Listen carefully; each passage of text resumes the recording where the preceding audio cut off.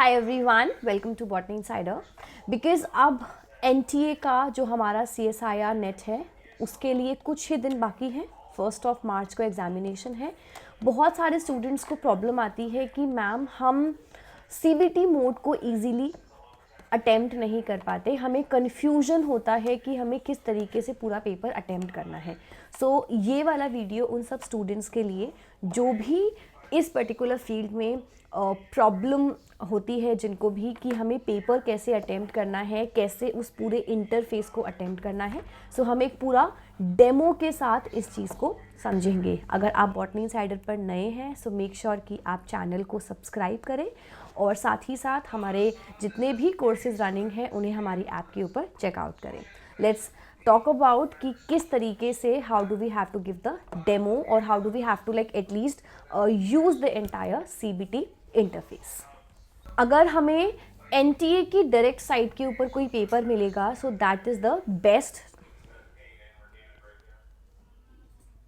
So for having a proper practice of your CBT portal, उसके लिए आपके पास जो नेशनल टेस्टिंग एजेंसी है NTA है, उनकी एक स्पेसिफिक ऑफिशियल साइट है जिसे हम नेशनल टेस्ट अभ्यास के नाम से जानते हैं।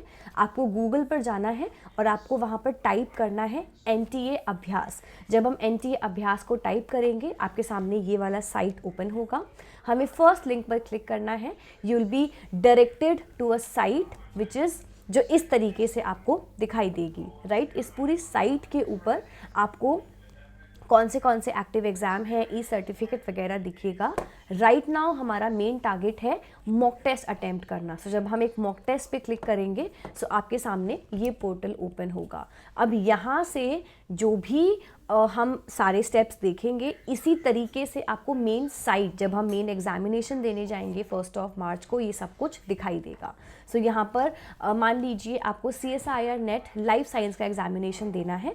सो हमें यहाँ पर एग्ज़ाम सिलेक्ट करना होगा। सो यहाँ पर हमें एग्ज़ाम सिलेक्ट करना है। सो यहाँ पर हम CSIR सिलेक्ट करेंगे और हमारा है फिजिकल साइंस, केमिकल साइंस, जो भी आपको सिलेक्ट करना है। Let's say life science. सो हम एग्ज़ाम और पेपर को सिलेक्ट करेंगे और स्टार्ट करेंगे अपना मॉक टेस्ट। जैसे इस स्क्रीन पर विजिबल है आपका नाम, आपका सब्जेक्ट, यहाँ पर सिस्टम नेम, यहाँ पर कॉन्टैक्ट द इन्विजिलेटर, अगर आपका फ़ोटो वो नहीं दिखाई दे रहा जो मेन साइट पर है, ये सब कुछ सेम दिखेगा जो आपको मेन पेपर वाले दिन दिखाई देगा। सो ये सब कुछ आपको हेल्प करेगा। आपका मेन साइट पर एक यूज़र नेम होगा, पासवर्ड होगा। सो आपको वहाँ पर यूज़र नेम लिखा होगा, पासवर्ड भी आपको वहीं पर बता देंगे। आपको यहाँ टाइप करना है और लॉगिन करना है। जैसे ही हम लॉगिन करेंगे यहाँ पर सारे इंस्ट्रक्शंस हमारे पास विजिबल हैं। हर स्टूडेंट के लिए ये एक बहुत इम्पॉर्टेंट साइट है जो आपको प्रॉपरली CBT पोर्टल से इंट्रोड्यूस कराती है, राइट। सो हमें सारी इंस्ट्रक्शंस ध्यान से पढ़नी है और इंस्ट्रक्शंस के बेसिस पर हमें ये पेपर अटेम्प्ट करना है।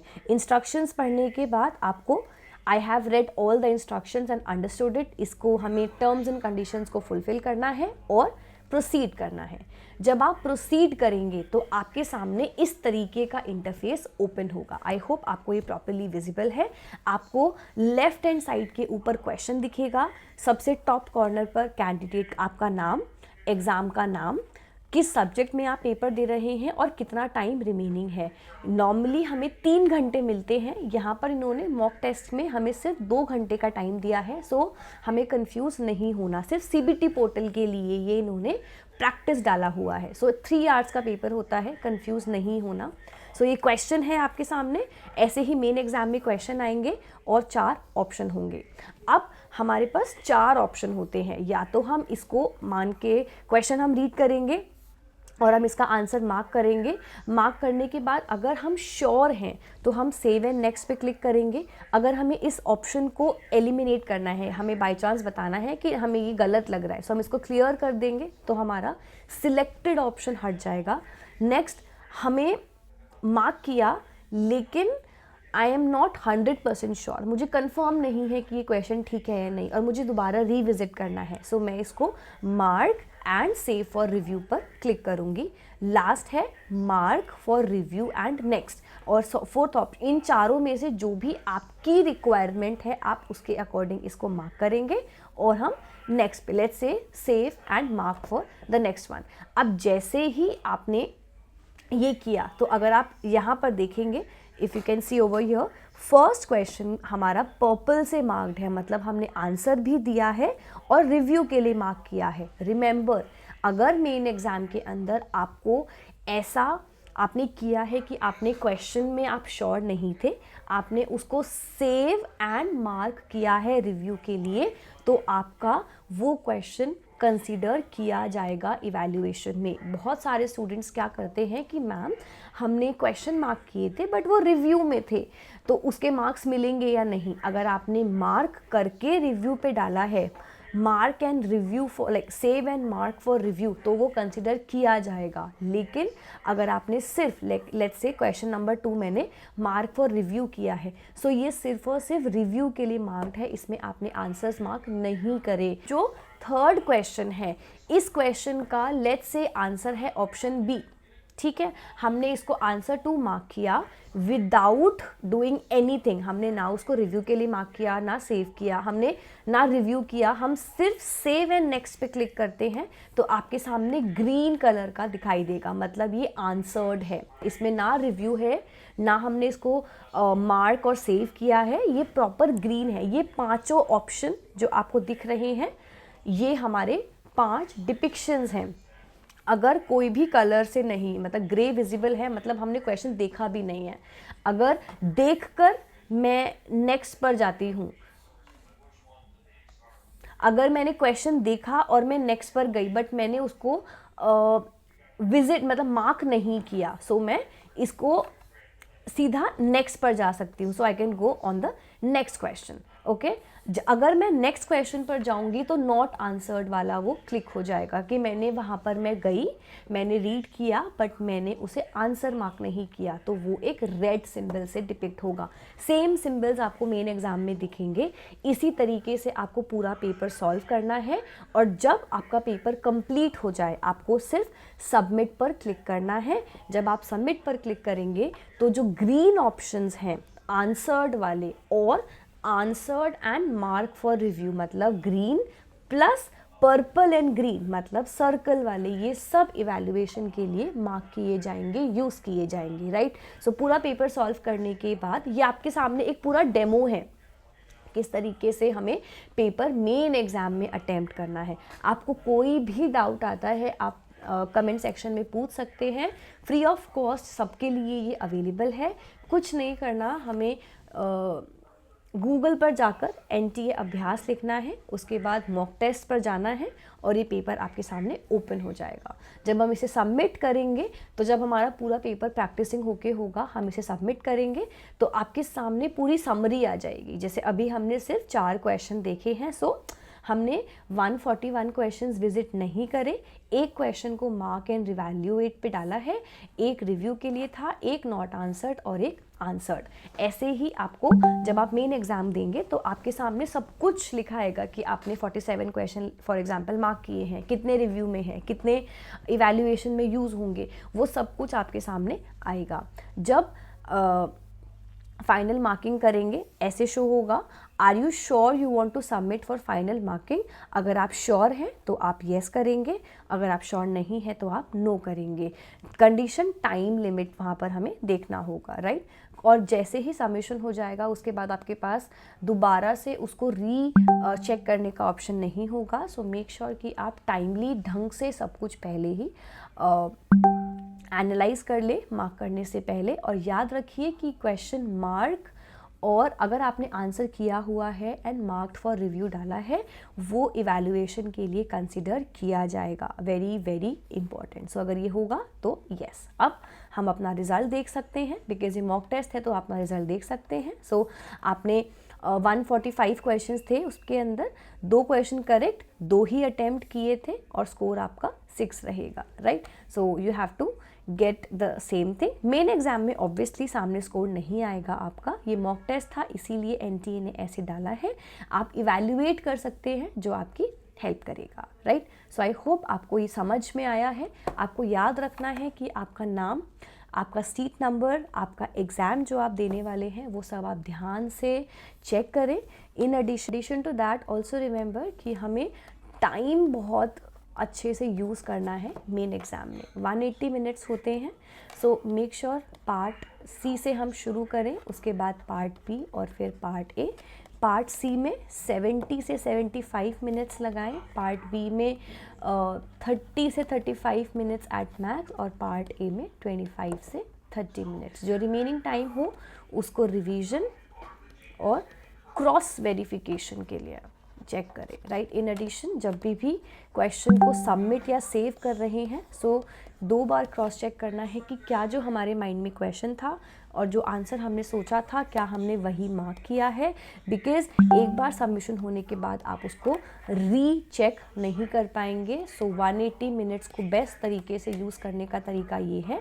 पार्ट सी, बिकॉज ये सबसे स्कोरिंग है, यहाँ से 100 मार्क्स आ सकते हैं, यहाँ से 70 और यहाँ से 30। सो मार्किंग के अकॉर्डिंग टाइम यूटिलाइज करना है ताकि सबसे पहले इनिशियल 1.5 आवर में हमारा ब्रेन कम्प्लीटली स्ट्रेस फ्री हो जाए और हम बाकी क्वेश्चंस को ध्यान से देख पाएँ, राइट। पार्ट सी को कैसे पैराफ्रेज करना है मैंने बताया था पहले ही। हमारे सामने जो भी रफ शीट मिलती है हमें उसके अंदर लिस्टिंग करनी है इनिशियल मैक्सिमम 6 to 8 मिनट्स में, ताकि हम बार बार क्वेश्चन को रिविजिट ना करें। और ये लिस्ट के थ्रू सबसे पहले मॉक टेस्ट, सबसे पहले match the following question solve करें, उसके बाद स्टेटमेंट वाइज क्वेश्चन सॉल्व करें बेस्ड अपॉन हमारी वीकनेस एंड स्ट्रांगनेस। जितने हमारी स्ट्रेंथ पे क्वेश्चंस आए हैं वो सारे सबसे पहले करने हैं, followed by the other questions. Next, guess working बिल्कुल नहीं करनी, zero guess work should be tolerated. जितना श्योरिटी से आप पेपर करेंगे उतने हायर चांस हैं एग्ज़ाम में आंसर्स मार्क करते टाइम का प्लस स्कोरिंग को बैक ऑफ द माइंड रखना थोड़ा सा कि मुझे किस सेफ रेंज में जाना है। पार्ट सी के अंदर कोशिश करना 20 से 24 क्वेश्चन सॉल्व कर आएँ। पार्ट बी के अंदर कम से कम 25 से 28 क्वेश्चन सॉल्व हो बेयर मिनिमम, और पार्ट ए के अंदर 8 से 10 क्वेश्चन। तो अगर इतने क्वेश्चन सॉल्व करेंगे तो आप बहुत इजीली सेफ रेंज में फॉल करेंगे कि बाय चांस 3 से 4 क्वेश्चन मेरे गलत भी होते हैं, मैं स्टिल एक सेफ रेंज में सॉल्व अपना पेपर क्लियर आउट कर पाऊँगा या कर पाऊँगी, राइट। ये सारी चीज़ें बहुत सिंपल है, बहुत बेसिक चीज़ें हैं, बट एक proper strategy, time strategy, time management strategy, score management strategy रखनी चाहिए। एग्ज़ाम में हमें स्टबर्न नहीं होना है कि मैंने ये क्वेश्चन किया था पेपर में स्टार्टिंग में प्रैक्टिस में और ये अब नहीं हो रहा, डजंट मैटर। अगर नहीं हो रहा उस टाइम क्लिक नहीं हो रहा, leave the question then and there. Part C में हर क्वेश्चन को 3 से 3.5 मिनट दीजिए। अगर सॉल्व हो रहा है वेल एंड गुड, नहीं हो रहा don't waste your time, move forward. अगर लगातार पार्ट सी में 4 से 5 क्वेश्चन नहीं सॉल्व हो रहे, कोई दिक्कत नहीं है, 75 हैं, हमें 25 ही करने हैं। सो वो चीज़ को हमें ओवर पावर नहीं होने देना। एग्ज़ाम में stress management is the key to success.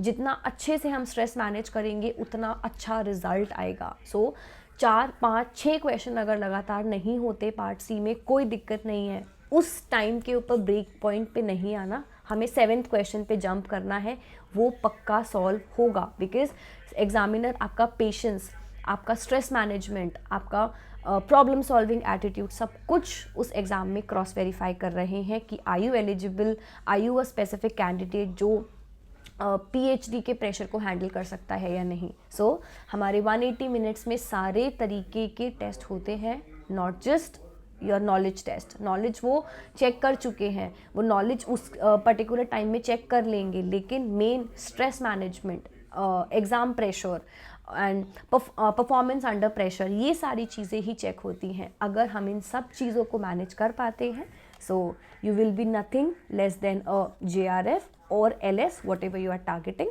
सो इस चीज़ को बहुत ध्यान से हमें एग्ज़ाम में फॉलो अप करना है। आई होप इस चीज़ से आपकी हेल्प हुई होगी। आपको कोई भी डाउट आता है, एग्जामिनेशन इतना पास है, so I am trying my level best कि आपको हर पॉसिबल मैं इंफॉर्मेशन प्रोवाइड करवा पाऊँ अपने एंड से, right. Thank you so much for watching this video. कुछ भी आपको प्रॉब्लम आ रही है आप कमेंट सेक्शन में डालिए. I will help you out in the best manner. Thank you for watching. Good luck. All the very best. You have studied every single thing. Go ahead, give the examination, and for sure you're going to do wonders in the exam. Thank you for watching, everyone. Good luck.